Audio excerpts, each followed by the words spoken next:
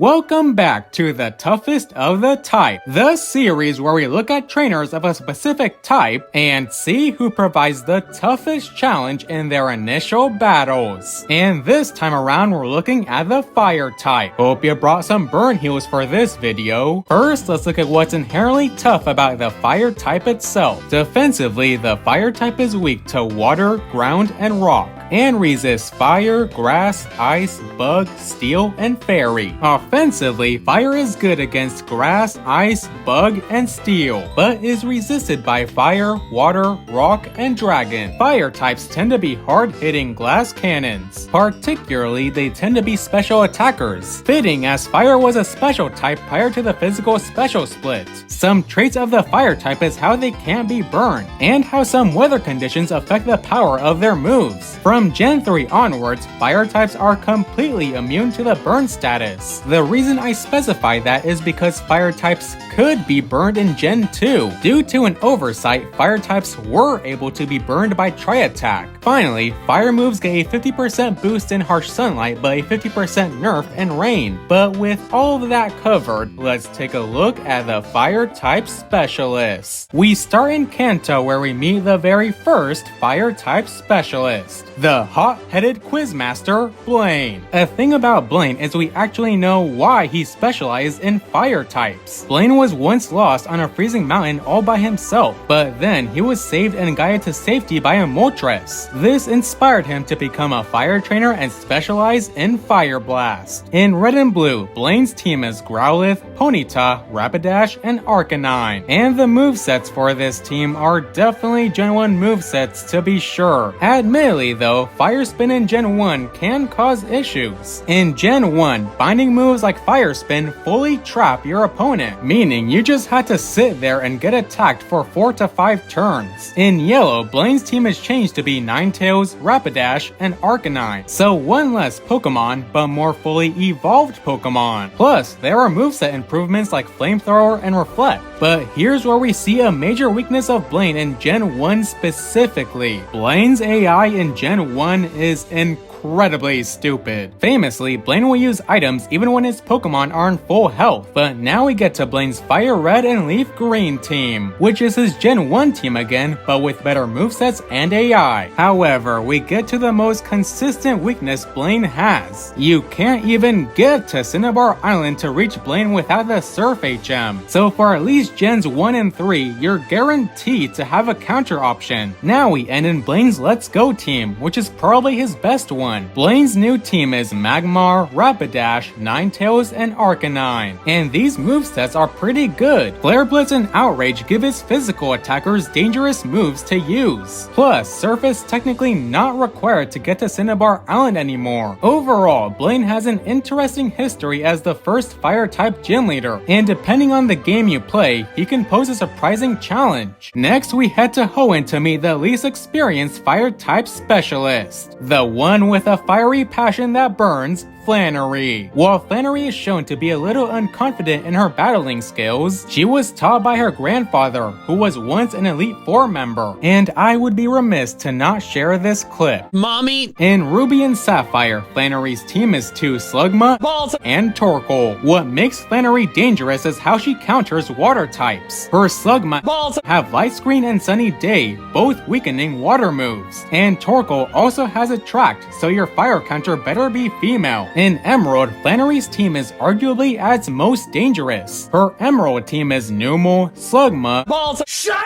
up! Camerupt, and Torkoal, both an extra Pokemon and a fully evolved one at that. While Slugma is the only one left with Light Screen, her entire team all know Sunny Day, meaning the damage from water moves can still be offset. But a weakness with this team is that their only fire move is Overheat. Overheat is a powerful move with a base power of 140 in Gen 3, but it also lowers the user's special attack by 2 stages. For Torkoal, however, however, is more dangerous in this regard. Flannery's Emerald Torkoal is holding a White Herb. White Herbs fix any stat reduction the user ends up with, meaning Torkoal gets 2 full power overheats before the stat drop set in. And finally, we end with her Omega Ruby and Alpha Sapphire team. Flannery's Oras team is Slugma, Numel, and Torkoal. The Slugma she has is the one with Rock Slide instead of Smog. Numel has Lava Plume instead of Overheat, plus Amnesia for special defense. Finally, for Torkoal, she no longer has her White Herb, but when her special attack is low, she can use a combo of Curse and Body Slam. Overall, despite how nervous she is to be a gym leader, Flannery can certainly provide a tough challenge. Now we head to Sinnoh to meet the next fire specialist. The overpowering Will who's totally a fire specialist, Flint. Yup.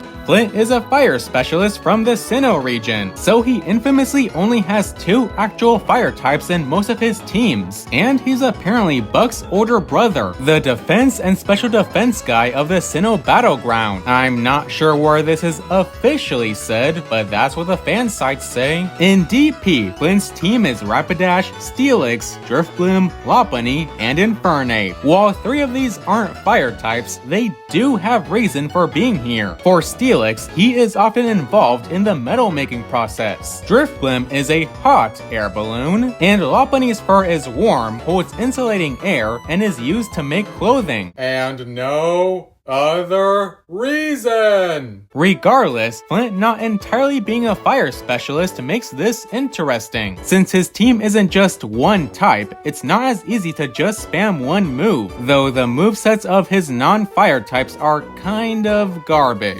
Steelix and Lopunny don't have stab, and their fire moves are underwhelming. Platinum famously fixes Flint's team, making it fully fire type. This team is Houndoom, Flareon, Rapidash, Infernape, and Magmortar, and this team is actually pretty good. Most of this team has good coverage for fire's weaknesses. Finally is Flint's BDSP team, which is his Diamond and Pearl team again, but taken to the max. They all have helpful held items, helpful abilities, including their hidden abilities in some cases, good movesets that even include some egg moves, and most infamously, Ideal Nature's EV investment and near perfect IVs. And I speak from experience. Steelix in particular can cause trauma and make a clown out of you. Personal trauma aside, we enter Unova for the next fire specialist, the fire type master, Chili. Chili in the anime was shown to be the weakest of his siblings, so we're in for quite the analysis here. Chili's only gym team is Lillipup and Pansear. Like Chili's siblings, your only counter option is the gift Elemental Monkey, which can create issues if you opt not to use the gift Panpour, especially since Chili has Workup, increasing his team's power. But here's where I think the idea of Chili being the weakest came from. Pansage's Vine Whip is 45 base power, and Water Gun is 40, but in Gen 5, Pansear's Incinerate will only have 30 base power, which not only means that Pansear's power output is lower, but in a battle of attrition, your Pokemon is more likely to come out on top. Regardless, I do still think Chili can be a tough first gym leader. If you're not careful, he'll surely make a monkey out of you. Now we go to Kalos for the most dubious fire type specialist, the flaring news reporter, Malva. Malva is the first in-game Elite Four to have been a member of an evil team, having been a past member of Team Flare. She even seems to give the player attitude for defeating Lysander. Okay, Malva, could you have even done anything if you helped Team Flare? Malva's only team is Pyroar, Torkoal, Chandelure, and Talonflame. And this team is certainly a mixed bag. Only Pyroar and Torkoal have coverage for fire's weaknesses. Plus, none of her Pokemon having held items is a huge detriment, since you'll have access to a variety of Mega Evolutions for the league, and Talonflame doesn't even take advantage of Gen 6 Scale Wings. So yeah,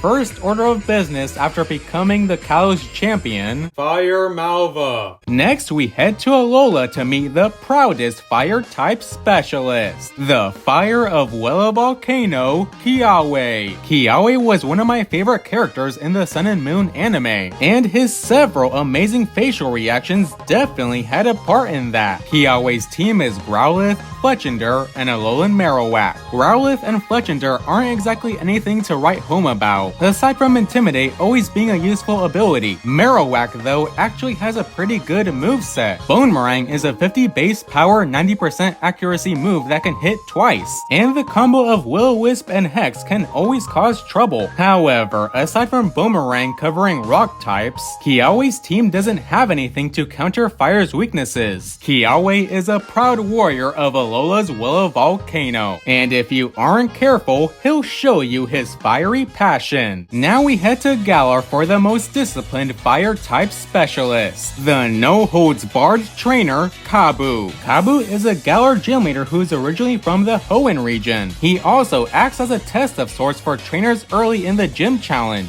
It's said that not many trainers can get past Kabu, showing that in-universe he poses quite the challenge. Kabu's team is Ninetales, Arcanine, and Gigantamax Centiskorch. Ninetales and Arcanine both have Will-O-Wisp to half your attack stat. Plus, like with Kiawe's Growlithe, Intimidate is always a useful ability. But of course, the trouble starts with Gigantamax Centiskorch. When Centiskorch G-maxes, Flame Wheel becomes G-Max Centiferno, which will chop your Pokemon similar to how Fire Spin does. But even if the G-Max ends, Centiskorch still has some pretty good moves. Most notable is Coil, which increases attack, defense, and accuracy. So if you're not careful, you'll be on the list of trainers who can't beat Kabu. Finally, we end in Paldea for the most recent fire-type specialist, the boss of Team Star's fire crew, Mela. Mela is the second Team Star boss, and her team is Torkoal and the Starmobile. Torkoal's moveset isn't all that impressive, but the reason she's here is her drought ability, setting harsh sunlight, allowing the Starmobile to hit really hard with overheat and blazing torque. Plus, Speed Boost will guarantee that the Starmobile will outspeed you. Add in the Starmobile getting a bigger health bar, and you got a pretty big challenge in your hands. Now, before we decide who the toughest fire specialist is, I'd like to give a quick honorable mention to a DLC fire type specialist, the fire trainer of the Blueberry Academy League, Crispin, who I didn't include properly because of how not everyone got the DLC. Heat Rotom, Talonflame, Executor, Camerupt, Magmortar, and Blaziken. A powerful team, especially if you don't prepare for the BB League. And now, with every fire specialist covered, let's see who's the toughest. We start with the viewer-voted tournament. Round 1 was Blaine versus Flannery, where Flannery won by 79%. Then Flint completely bodied Chili with 87% of the round 2 votes. Malva then beat Kiawe in round 3 with 2/3 of the votes. And the final round of the quarterfinals was won by Kabu. The semifinals started with Flannery versus Flint, where Flannery won by 71%.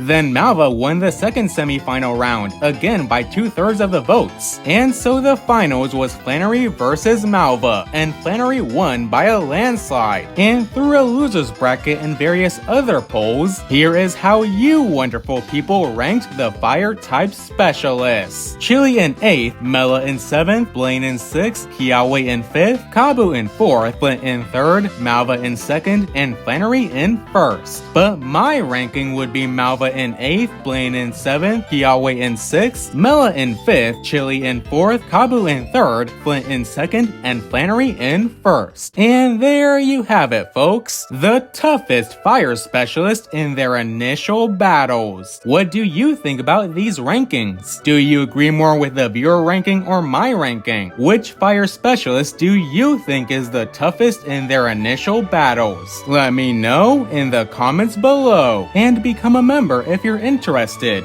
It's only $2 a month. Have a nice day, you wonderful people.